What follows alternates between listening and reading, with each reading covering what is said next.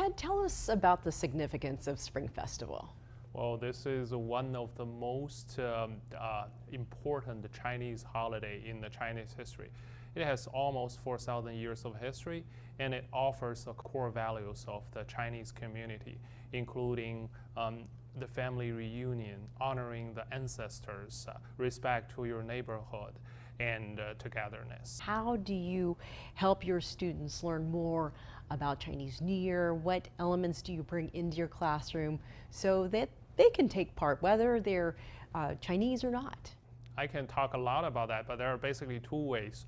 One is more likely the decoration. For example, currently in my classroom, I already put up the Chunlian, the red couplet for the festival. So they can learn some characters like spring, like celebration, like festival.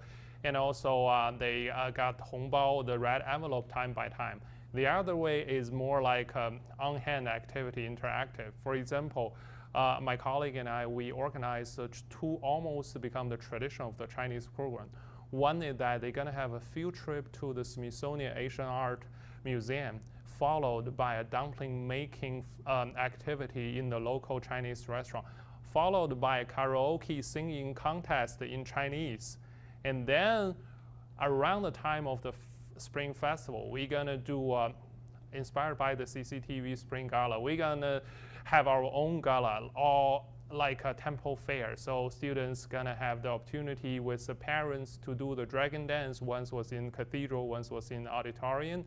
And also we do a lot of folk art performance instruments from the Chinese artists, and also some bubble tea.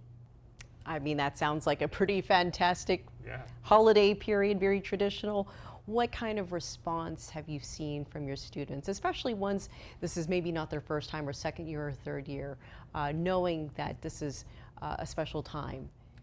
Yeah, they love it. I would say the most popular things among all these activities are the dumpling making and the karaoke singing. But also they love to learn about the zodiacs, because we have 12 zodiacs, and every zodiac associated to a different personality. And if you're really good at the cycles of that, you tell people's age by knowing their zodiac sign. So those are kind of things build a bridge between their current understanding of the culture and the Asian Chinese culture. So that's also a fun part to do. And also, they love the white rabbit candy, which is my childhood memory. So I have to restock it every year, but I keep the case. So that's part of they love food. I mean, who doesn't love food? And then dumplings for sure goes across so many different cultures. Each region has its own dumpling. How can studying a language like Mandarin, for example, build bridges and bridge cultures among different people? Oh, that's a great question, because when we are learning a language, we're not only learning the character and the phrase. Through the idioms, the set phrases, the characters, they see the culture, they see the legend, they see the history, and they see the food behind it.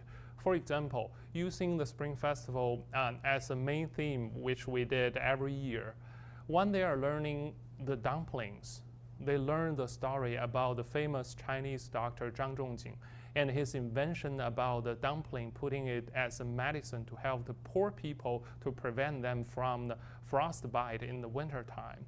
And when they are learning about eating fish for the southern area of China, they love the idiom called 年年有余, because 鱼 means fish, but also a homophone for surplus. So they see the hope of agriculture civilization to looking forward a new beginning of the year. And also when they're learning, for example, 团圆, the reunion, they see the enclosure of the character, and that structure represents the passion and the hope of the Chinese people for the family reunion. So adding to that, why do you think cultural exchanges are so important, especially for your students? What are some of the biggest benefits you see in them as they've been doing this and learning more? Like you mentioned earlier, it builds a bridge between the students and the Chinese culture. And when they are learning the language, they see the reasons behind the language, the culture, and the civilization. And at the same time, it opens a door for them to become more diverse and to become more open-minded and less stereotyped. And also, today's world is a deeply interconnected world. I think a cross-cultural communication is more important than any time, and it will be extremely beneficial for their personal and maybe professional growth in the future. Ted Chu, 新年快乐。新年快乐。